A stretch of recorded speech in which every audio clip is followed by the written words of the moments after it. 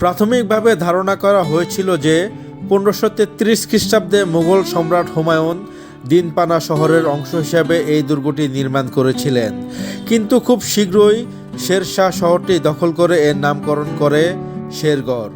তিনি কমপ্লেক্সে কিছু স্থাপনা যুক্ত করেন এবং দুর্গটি ও এর আশেপাশের এলাকা দিল্লির ষষ্ঠ শহর হিসাবে পরিচিতি পায়।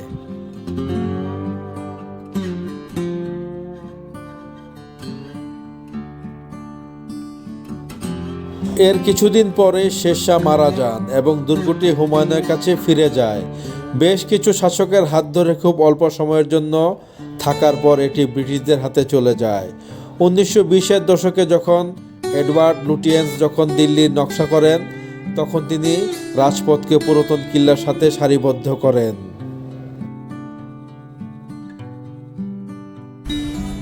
সেই কাঙ্ক্ষিত জায়গায় আসলে চলে আসলাম।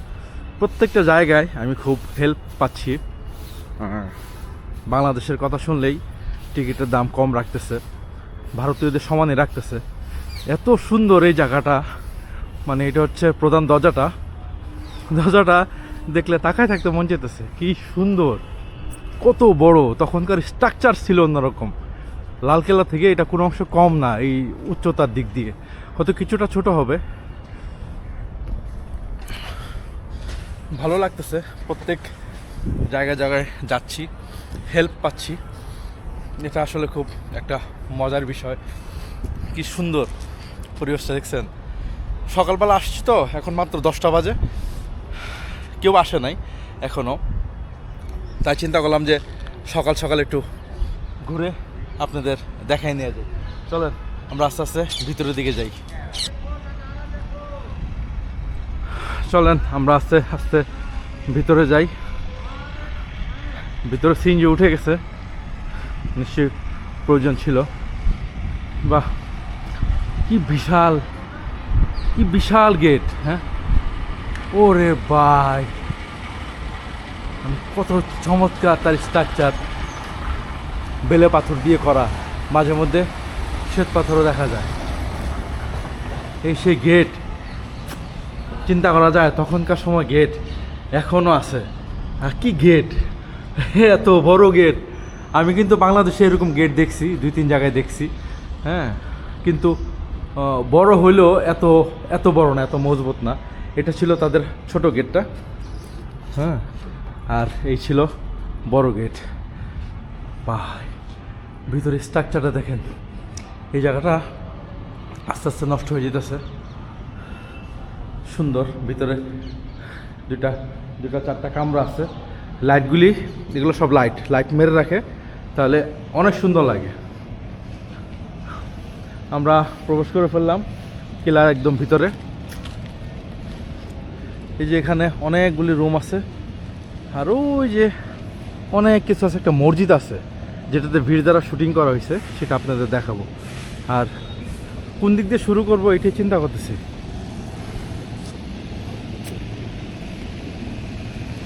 সকাল সকাল কাজকর্ম আরম্ভ হয়ে গেছে।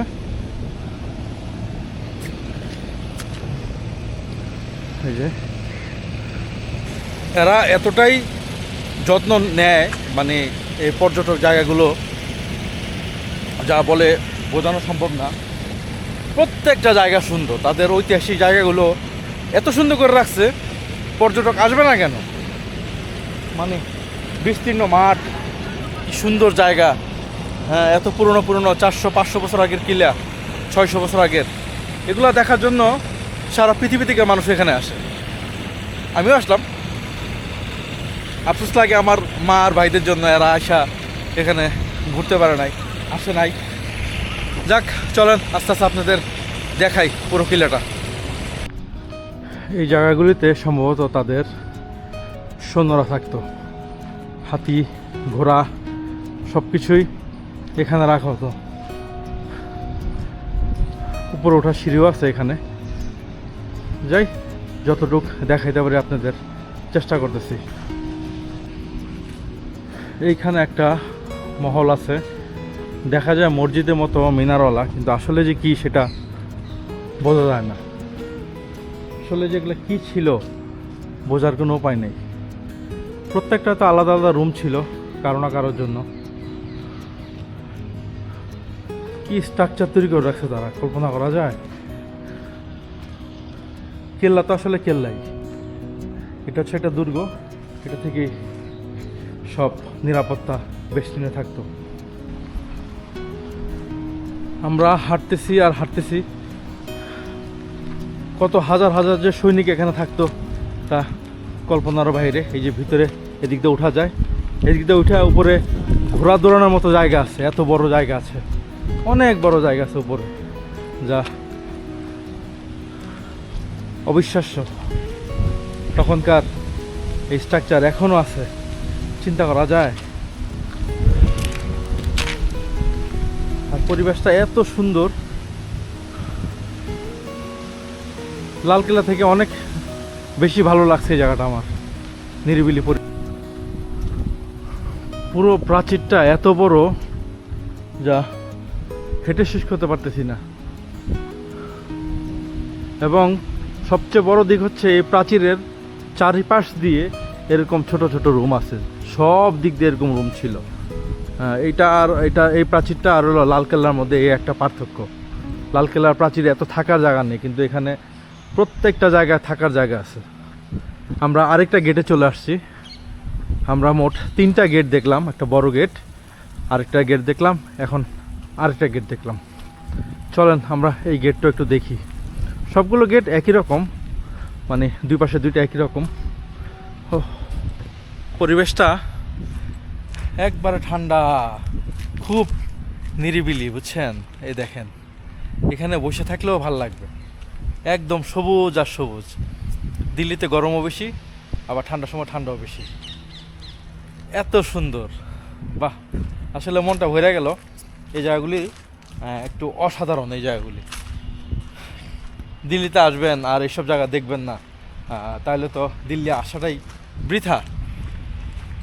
আমরা চলে আসছি আরেক জায়গায়, এটা একটা প্রবেশ পথ, এটার উপরে উঠবো, দেখি। চলেন এটার উপরে ওঠা যায় কিনা দেখি।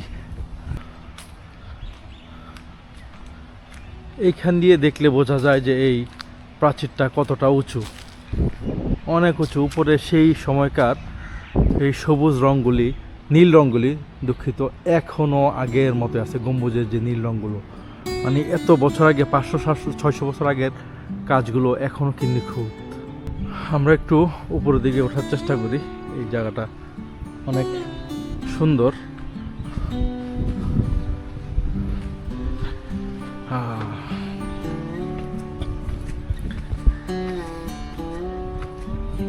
এত বড়, ঘুরতে ঘুরতে আসলে কাইল হয়ে গেলাম। এটা হচ্ছে একটা অংশ, এরপর আরেকটা অংশ, এরপর আরেকটা অংশ, 3টা অংশ, 3 তলা। এই যে আমরা ভিতরে আসলাম, এইখান দিয়ে ওঠা যায়, একটা সিঁড়ি আছে, রুম আছে, এগুলো তো আপাতত বন্ধ। এখানে মনে হয় সংস্কার কাজ চলতেছে সম্ভবত। একদম কেল্লার প্রধান ফটকের যেখানে সৈনিকরা দাঁড়া থাকতো, ঠিক এই জায়গাতেই এখন আমি অবস্থান করতেছি। রিস্ক নিয়ে যাব না, যাওয়াটা ঠিকও না, কোন সময় ভেঙে পড়ে বলা যায় না, অনেক আগের। আমরা আরেকটা জায়গায় আসলাম, আসলে আর ভালো লাগতেছে না।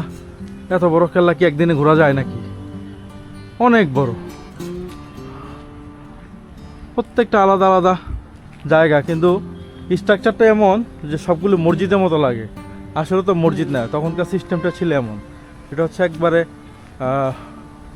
একটা সাইড, এই সাইডে চলে আসলাম। এই সাইডটা অনেক সুন্দর, একদম নিরিবিলি, কি সুন্দর পরিবেশ।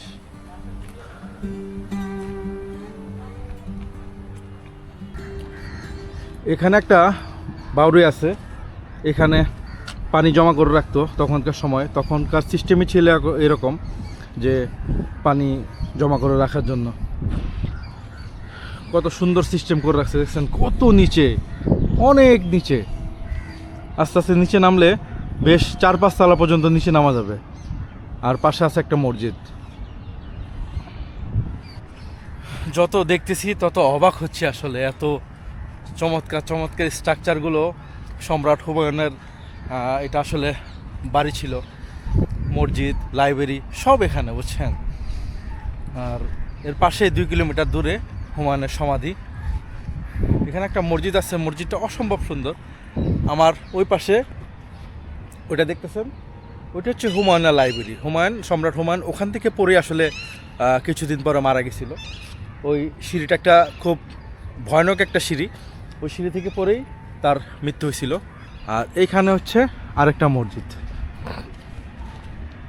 এই মসজিদটা এতই সুন্দর, আপনারা জানেন কিনা জানি না, এই মসজিদে ভিড়দারা শুটিং হয়েছিল সম্ভবত।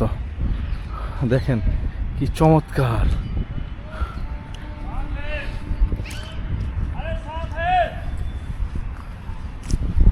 অনেক সুন্দর, অনেক সুন্দর এরিয়াটা আপনার, অসম্ভব সুন্দর। এটা আবার কুকুরের ইয়াটা নাই, একবার নাই বললেই চলে। এখানে আবার সিকিউরিটি থাকে অনেক, প্রচুর। এই জন্যই এই জায়গাটা অনেক ভাল লাগে। কুকুর নাই, দেখছেন। এই যে হুমায়ুনের সেই লাইব্রেরি, এখান থেকেই পরে মারা গেছিল। এটা একটু পর আপনাদের দেখাবো। এখন মসজিদটা দেখেন, চলেন আমরা মসজিদটা আগে দেখি। এত সুন্দর একটা মসজিদ, মানে এত সুন্দর বলে বোঝানো সম্ভব না, এত সুন্দর।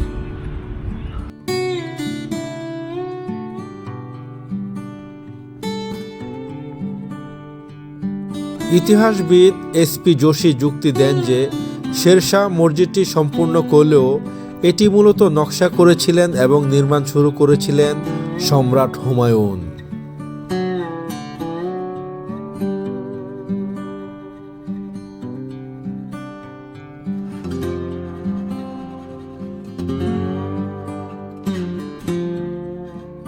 যোশী বিশ্বাস করেন যে শেরশাহ মসজিদের উপরের অংশটি তৈরি করেছিলেন, যার মধ্যে গম্বুজটি অন্তর্ভুক্ত ছিল। বহির্ভাগের দেয়ালের মার্বেলের কাজ তার পুত্র আকবরের জন্য দায়ী করা যেতে পারে, কারণ জ্যামিতিক কাজগুলো তার সময়ের, আকবরের পূর্বযুগের নয়। অর্ধগম্বুজ সূক্ষ্ম খিলানের ব্যবহার এটি শক্তিশালী মোগল সংযোগ প্রতিনিধিত্ব করে।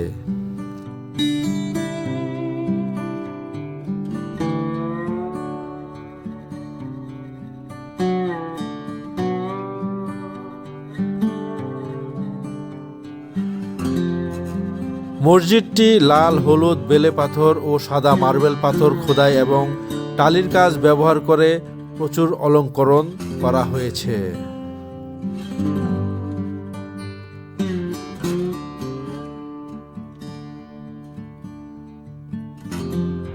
পুরো মসজিদটাই আমার কাছে মনে হলো যে দিল্লি জামে মসজিদ থেকে অনেক অনেক বেশি গুণ খরচ করা হয়েছিল তখন এই মসজিদটা।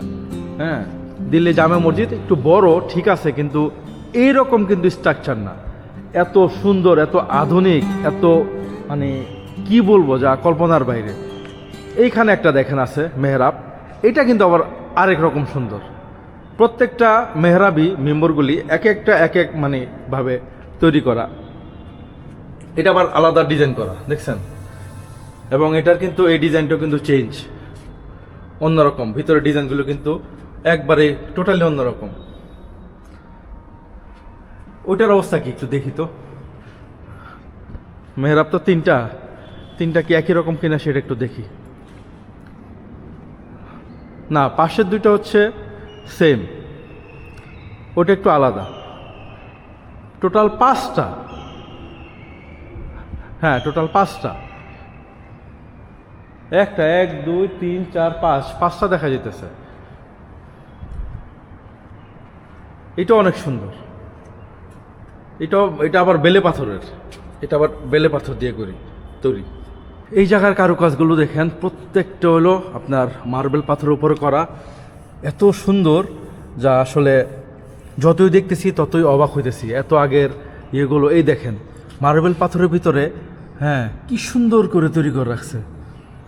এগুলো কি মানে তৈরি করা তখনকার মানে পক্ষে আসলে সম্ভব, বর্তমানে অসম্ভব। প্রত্যেকটা জিনিস মার্বেল পাথরে করা। এই ওয়ালটা দেখেন, দেখছেন এই ওয়ালটা?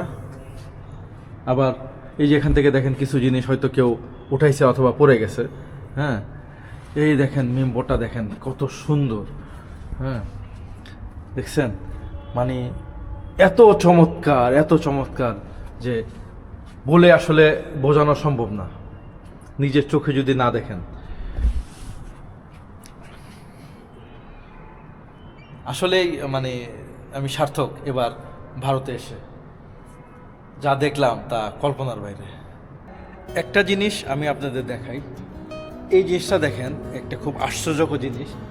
মার্বেলের উপরে এরকম আরবি হরফ লেখছে, এরপরে কী হয়েছে, প্রত্যেকটা জায়গায় ফুল এবং লতা পাতা আঁকা রাখছে। মানে এটা একটা আশ্চর্যকর জিনিস। দেখেন কাছে থেকে দেখে আপনাদের, এই দেখেন কোরআনের আয়াতগুলো, অক্ষরগুলি লেখা আছে, এর পাশে একটা ফুল, কলি, একটা বড় ফুল, লতা পাতা, প্রত্যেকটা এই যে দেখছেন। মানে এত নিখুঁতভাবে আশ্চর্য হয়ে যায় এই জিনিসগুলি দেখলে, তখনকার সময় কতটা মানে আভিজাত্যপূর্ণভাবে এই কাজগুলি করছে। আমরা নিচের দিকে নামলাম, কিন্তু নিচের দিকে নামার পরে দেখি আরও নিচে নামা যায়। ওইটা যে ওগুলা যে কোন জায়গায় গেছে তার কোনো সঠিক হদিস অন্তত আমার কাছে নেই, আমি যাবো না একা একা। মসজিদটা কত উপরে চিন্তা করেন, এখানে হচ্ছে একদম টপে, এরপর এখানে নিচে জায়গা আছে, আবার আন্ডারগ্রাউন্ড আছে।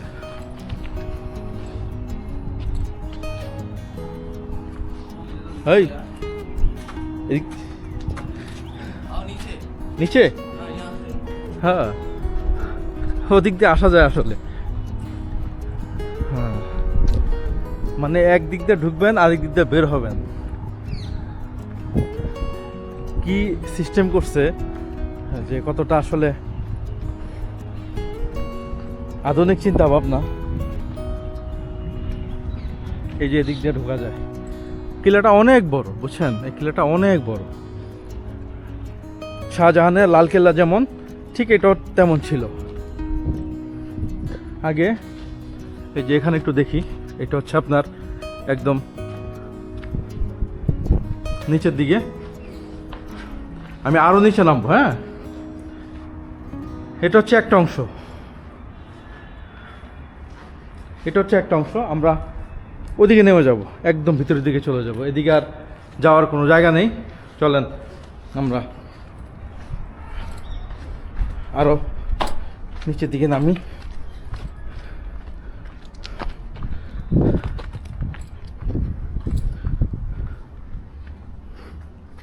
ভয়ানক একটা জায়গা, যে আমি একদম মসজিদ থেকে এত নিচে আছি। या कुछ नहीं है अंडरग्राउंड है, একদম অন্ধকার। হ্যাঁ, একদম অন্ধকার। কি অবস্থা, কি ভয়ানক অবস্থা। এদিক দিয়ে আমি আবার উঠে চলে যাই। কত কিছু দেখলাম এখানে এসে। এই যে এখানে একটা জায়গা আছে, সব জায়গায় ওরা না, এদিক দিয়ে উঠেই যাবে না, ঘুরে ওদিক দিয়ে যেতে হবে। আসলে এই কেল্লাটা অনেক বড়, মানে কল্পনার বাইরে। কোথায় কি আছে না আছে তা বের করাটাই আসলে কঠিন। তারপরে চেষ্টা করলাম অনেক কিছু দেখানোর জন্য। এখানে যেন কি আছে, কেল্লার শেষ মাথায় চলে আসলাম আমি একবারে। এই জায়গায় ঘোড়া হাতি রাখার জায়গা তাদের। এত আগের তো বের করাটা আসলে মুশকিল। এই যে একদম পিছনে চলে আসছি এই জায়গায়। খুব সুন্দর জায়গাগুলি, অনেক সুন্দর। আমি এই মুহূর্তে হুমায়ুনের লাইব্রেরির ভিতর আসলে ঢোকার চেষ্টা করতেছি, কিন্তু ঢোকাতে যাবে না, তালা মারা। এটাই সেই জায়গা যেখান থেকে সম্রাট হুমায়ুন পড়ে গিয়েছিলেন এবং খুব গুরুতর আহত হওয়ার পরে কিছুদিন পরে উনি আসলে দুনিয়া ত্যাগ করেছিলেন। এই সেই জায়গা, খুব সুন্দর একটা জায়গা। হ্যাঁ, এই যে সেই রাজকীয় ভাব এখনও আছে, কি সুন্দর বেলে পাথর আর আপনার মার্বেল পাথর দিয়ে পুরোটাই এত সুন্দর করে তৈরি করা যা কল্পনার বাইরে। এখানে একটা সিঁড়ি অংশ দরজা আছে, এখানে একটা, এখন কয়টা দরজা সেটা বলতে পারবো না যেহেতু উপরে ওঠা নিষেধ। সিঁড়িগুলো খুব চাপা চাপা সিঁড়ি, কি সুন্দর যে কল্পনার বাইরে। অনেক কিছু দেখানোর চেষ্টা করলাম, জানি না আপনাদের কতটুকু দেখাইতে পারলাম। সর্বশেষ পুরো কেল্লার ভিতরে, হুমায়ুনের এই সেই বাড়ির ভিতরে এইটাই সর্বশেষ দেখলাম। এরপরে তো কিছুই নাই। খুব সুন্দর, মানে এক কথায় অসাধারণ। আমার কাছে দিল্লি লালকেল্লা থেকে কোনো অংশে খারাপ লাগে না, বরং আরও ভালো লাগছে। এই জন্যই ভালো লাগছে যে এখানে আছে না মানুষ কম, পরিবেশ অনেক ভালো, সিকিউরিটি গার্ড অনেক করা, প্রত্যেকটা হেল্প কিভাবে লাগে তারা করে দিচ্ছে, সুন্দর। মানে আমার কাছে খুব ভালো লাগছে এই জিনিসটা। হ্যাঁ, তারা খুব হেল্পফুল। সেই ঐতিহাসিক জায়গা থেকে আজকে আমি বিদায় নিই। ভালো থাকেন, ইনশাল্লাহ আগামীতে আপনাদের সাথে আবার দেখা হবে, আবার কথা হবে। আসসালামু আলাইকুম।